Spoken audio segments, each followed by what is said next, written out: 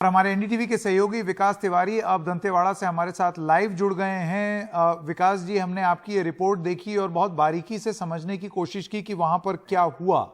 आपकी रिपोर्ट में आपने इस बात का भी जिक्र किया कि ये बहुत समय बाद इस तरीके की एक घटना को अंजाम दिया है नक्सलियों ने। तो ऐसे में अगर आप हमको विस्तार से ये बताना चाहें, ये जो दावे किए जा रहे थे कि नक्सलियों का खात्मा लगभग तय है, अंत हो चुका है, बहुत ही कम दायरे तक वो सीमित हैं, ऐसे में इस घटना को किस तरीके से देखा जाए? देखिए, निश्चित तौर पर बीते दिनों जिस तरह से केंद्रीय गृह मंत्री अमित शाह का बस्तर का दौरा था, सीआरपीएफ के स्थापना दिवस पे उन्होंने बस्तर में जिस तरह से शिरकत की और उन्होंने दावा किया था कि बहुत जल्द माओवादियों को बस्तर से समाप्त कर दिया जाएगा। लगातार हालांकि माओवादियों ने केंद्रीय गृह मंत्री के इस दौरे का विरोध भी किया था और जिस तरह से उन्होंने जो बयान दिए थे उसके बाद आपने यदि ध्यान दिया होगा तो बस्तर में लगातार माओवादियों ने अलग अलग स्थानों पर छोटे छोटे अटैक करना शुरू कर दिए थे, आगजनी करना और जिस तरह से सरकारी संपत्तियों को नुकसान पहुंचाकर अपनी उपस्थिति दर्ज करने का काम माओवादियों ने शुरू कर दिया था। हालांकि अगर पुराने आंकड़ों पर नजर डालें तो 2021 के बाद से टीसीओसी जो माओवादियों का एक समय होता है, टैक्टिकल काउंटर ऑफेंसिव कैंपेन जिसे कहा जाता है, जो गर्मी के समय में माओवादी विशेषकर इस अभियान को चलाया करते हैं और इस अभियान के दौरान एक खास बात होती है कि वो बड़ी घटनाओं को अंजाम दिया करते हैं। इसमें यह भी माना जाता है कि माओवादी अपने नए लड़ाकों को प्रशिक्षण के दौरान जो ट्रेनिंग दिया करते हैं, तो इस तरह से बड़ी घटनाओं को अंजाम देके उन्हें फील्ड पर भी उतारने का काम करते हैं। साथ ही साथ ये भी माना जाता है कि पतझड़ में दूर तक देखने की क्षमता जंगलों में बढ़ जाती है। ऐसे में सर्चिंग पर निकलने वाले जो जवान होते हैं उन्हें निशाना बनाना काफी आसान हो जाता है। लेकिन 2021 के बाद से बस्तर में एक नई परिपाटी शुरू हुई। 2021 के अप्रैल के महीने की बात करें तो माओवादी और कुछ अंदरूनी इलाके के ग्रामीणों ने आरोप लगाया कि उन पर हवाई हमले किए जा रहे हैं। अप्रैल 2022 में भी यही घटना दोहराई गई और जनवरी 2023 और अप्रैल 2023 में भी यही घटना दोहराई गई कि बस्तर के सीमावर्ती इलाके जो कि सुकमा और बीजापुर के इलाके हैं, जो माओवादियों का कोर इलाका माना जाता है, जिन इलाकों में माओवादियों की जो बटालियन घूमती है, उन इलाकों में हवाई हमले करने की शिकायत ग्रामीणों ने लगातार की। उन्होंने कुछ साक्ष्य भी प्रस्तुत किए और इस दौरान देखा गया कि टीसीओसी के दौरान माओवादियों ने किसी बड़ी घटना को अंजाम नहीं दे पाया। 2020 की यदि बात करें तो 4 अप्रैल को आपको याद होगा 22 जवान टेकलगुड़ा में शहीद हुए थे। ये जवान सर्चिंग पर निकले हुए थे ऑपरेशन पर बीजापुर और सुकमा के जो सीमावर्ती इलाके, वहां पर उन माओवादियों ने घात लगाकर उन पर अटैक किया था, जिसमें 22 जवान शहीद हो गए थे। उसके बाद अगर ध्यान दिया जाए तो कोई बड़ी घटना माओवादियों ने अंजाम नहीं दे पाए। लेकिन जिस तरह से केंद्रीय गृह मंत्री का एक बयान आता है, जिस तरह से केंद्रीय गृह मंत्री ने दावा किया, कोरबा में भी अपने दौरे के दौरान उन्होंने तो तारीख तक दे डाली कि 2024 तक माओवादियों का अंत कर दिया जाएगा। इस दावे के बाद से लगातार देखा जा रहा था कि माओवादी संगठन बौखलाया हुआ था और लगातार उनके द्वारा इस तरह की कार्रवाई की जा रही थी और टीसीओसी में 2 साल तक किसी बड़ी कार्रवाई को अंजाम ना दे पाने वाले माओवादियों ने आज एक बार फिर से ये बड़ा हमला करके, वो भी उस इलाके में जिस इलाकों को माना जाता है कि उन इलाकों पर सड़कें बन चुकी हैं, आवागमन सुचारू तौर पर फिर से शुरू कर दिया गया है, उन इलाकों पे आकर उन्होंने इतना बड़ा ब्लास्ट किया है कि 10 जवानों को अपने जान से हाथ धोना पड़ा है। साथ ही साथ एक सिविलियन की भी मौत हुई है। ये जो इलाका है हरनपुर का, इस इलाके को जहाँ पे काफी पुरानी सड़क थी और पहले आवागमन माना जाता था, जगरगुंडा जैसा जो बड़ा बाजार हुआ करता था, उस बाजार से जोड़ के देखा जाता था। लेकिन जिस तरह से सलवा जुड़ूम के बाद जब माओवादियों के अटैक बढ़ने लगे तो इस सड़क को पूरी तरह से माओवादियों ने काट कर बंद कर दिया था। सरकार के लिए बड़ी चुनौती भी थी कि इस सड़क को बनाया जाए। आपको बताऊं कि जिस सड़क पर माओवादियों ने आज बारूदी विस्फोट किया है, इस सड़क को बनाने के लिए कई जवानों ने अपनी शहादत भी दी है। सैकड़ों की संख्या में इससे पहले भी बारूदी सुरंग निकाले गए हैं और आईडी बम को डिफ्यूज भी किया गया है। उसके बाद अरनपुर का जो इलाका है, जहां से मात्र कुछ ही दूरी पर सीआरपीएफ का कैंप और थाना भी खोल दिया गया है और माना जाता रहा है कि वो इलाका पूरी तरह से माओवादियों की गिरफ्त से बाहर हो चुका है।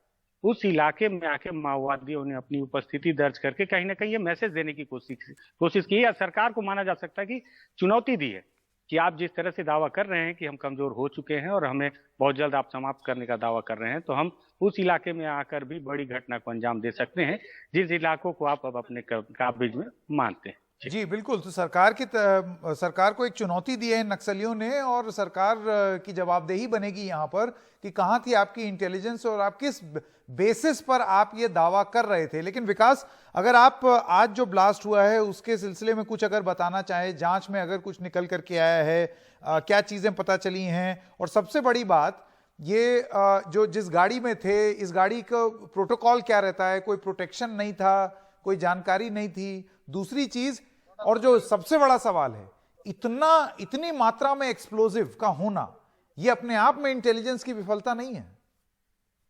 बिल्कुल। देखिए, जिस सड़क की हम बात कर रहे हैं, जिस सड़क पे ये बारूदी विस्फोट किया गया, माना जाता है कि उन सड़कों पे अभी भी कई जिंदा जो ऐसे बारूदी सुरंग हैं जो माओवादियों की जानकारी में है, जिसे उन्होंने प्लांट कर रखा है। और सबसे बड़ी बात, आज की घटना पर अगर बात की जाए तो बीते दिनों में मेरी कुछ जवानों से मुलाकात हुई थी और उन्होंने एक बात का जिक्र किया था बस्तर के ही किसी इलाके में, कि अब उन्हें इस बात से डर नहीं लगता कि वो जंगलों में सर्चिंग कर रहे हैं, क्योंकि वो इलाका अब पूरी तरह से उनके गिरफ्त में आ चुका है।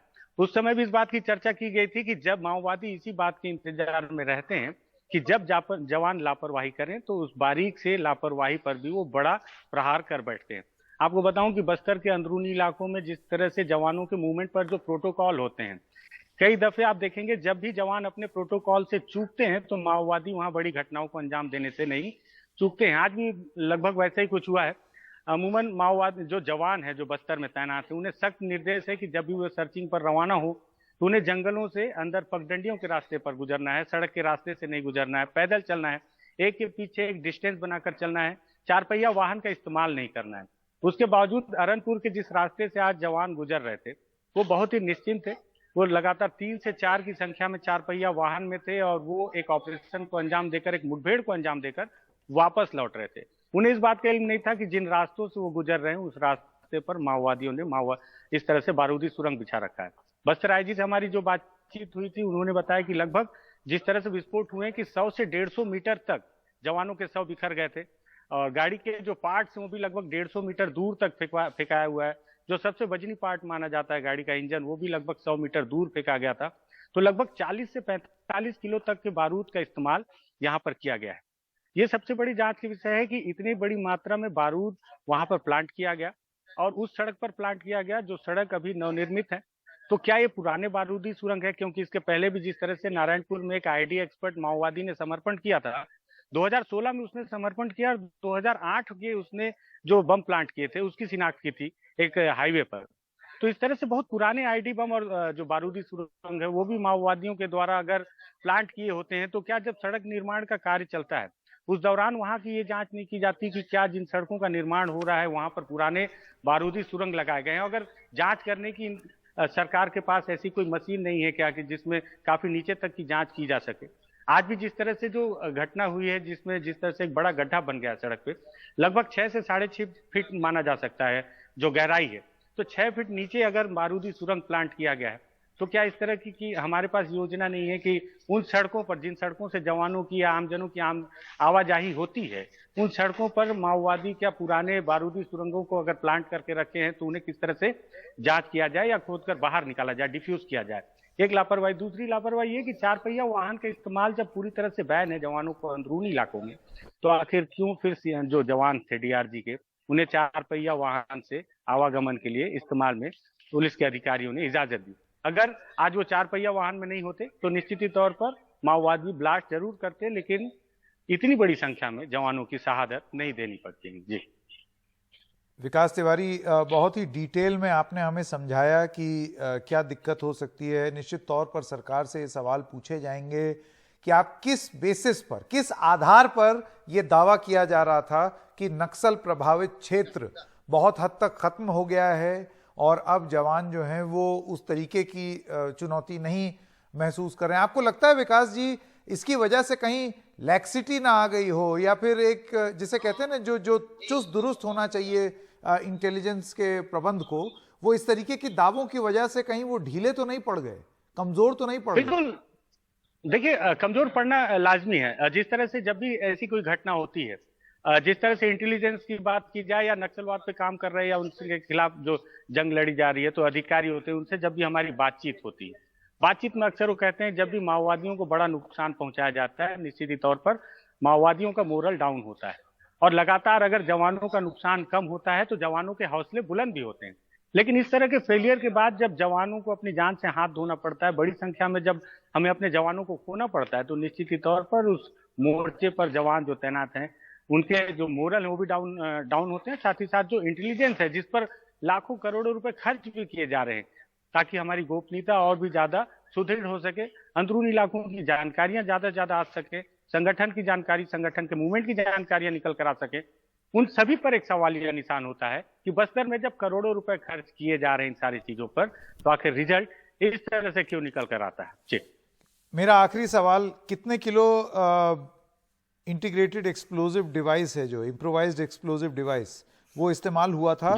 और एक मूल प्रश्न ये नहीं पूछा जाना चाहिए कि जाहिर सी बात है ये अगर एक्सप्लोजिव डिवाइस, ये बारूद देश के अंदर आया है, माओवादियों के हाथ लगा है, तो ये कहीं ना कहीं किसी बॉर्डर से आया होगा, किसी तरीके से आया होगा, क्योंकि ये मात्रा बहुत ज्यादा है। तो ये विफलता हर लेवल पर जहां जहां हो रही है, उन सब लोगों से सवाल पूछा जाना चाहिए। देखिए, आज समय ऐसा नहीं है कि सवाल कुछ ऐसे उठाए जाएं जो कि गहरे जख्मों को और भी ज्यादा कुरेद दें। लेकिन मैं आपको बताऊं कि कहीं ना कहीं अगर माओवादियों तक इतनी बड़ी मात्रा में बारूद पहुंचा है, तो इसमें कहीं ना कहीं शहरी नेटवर्क के साथ कुछ ऐसे लोग भी हैं जो सफेद पोश भी हैं। कई बार बस्तर में ऐसे लोगों की गिरफ्तारियां होती रही हैं जो शहरी नेटवर्क, अर्बन नक्सलियों के तौर पर संगठन को सहयोग देते रहे। सबसे बड़ी बात है, बस्तर आईजी ने जो तत्कालीन जांच के आधार पर जो जानकारी दी, उन्होंने बताया कि लगभग 40 से 45 किलो यहाँ पर बारूद का इस्तेमाल किया गया है, तब जाकर माओवादियों ने इतने बड़े ब्लास्ट को अंजाम दिया है। ये 50 किलो विस्फोटक की बात हो रही है, इस पर जांच नहीं होनी चाहिए कि ये कहां से आया, कैसे हाथ लगा नक्सलियों के? बिल्कुल, माओवादियों तक सप्लाई होने वाले हर उस बारूद की जांच होनी चाहिए जिसका इस्तेमाल वो हमारे ही देश के खिलाफ किया करते हैं। और निश्चित ही तौर पर आपको बताऊं कि इसके पहले भी कई दफे ऐसी गिरफ्तारियां हुई हैं। बस्तर में लगातार अलग अलग स्थानों पर जो खदानें खोली जा रही हैं, उस पर जो बारूद का इस्तेमाल किया जा रहा है, कई बार ऐसी गिरफ्तारियां हुई हैं जो माओवादियों तक पहुंचाई जाती है। कई बार सुकमा जिले में जिस तरह से मैंने आपको बताया कि काफी दुखद घटना है, लेकिन सच है कि बस्तर में जो सुरक्षा बल के सैनिक हैं, उनके द्वारा भी कई दफे हथियार और कारतूस माओवादियों तक पहुंचाए जाते हैं। इसके साथ ही साथ बस्तर में जो अंदरूनी इलाकों में कार्य चल रहे हैं, जो ठेकेदारी का काम करते हैं, उनसे भी माओवादी कई बार लेवी वसूली के तौर पर अपने जरूरत के सामान की पूर्ति करवाते हैं। कई बार ऐसी भी गिरफ्तारियां हो चुकी हैं कि उन तक ऐसे विस्फोटकों को भी ठेकेदारों के द्वारा पहुंचाया जाता है। इसके एविडेंस भी पुलिस के पास मौजूद होते हैं, लेकिन इस पर कोई ऐसी बड़ी कार्रवाइयां नहीं होती जिससे कि माओवादियों तक ऐसे खतरनाक बारूद पहुंचाने से रोके जाएं, जिससे कि माओवादी आगे चलकर ऐसी घटनाओं को अंजाम ना दे पाए और हमें हमारे जवानों को ना खोना पड़े। जी, विकास तिवारी जी, आपने तमाम जानकारी दी, बहुत ही विस्तार से जानकारी दी। हमारे साथ जुड़ने के लिए आपका बहुत बहुत धन्यवाद।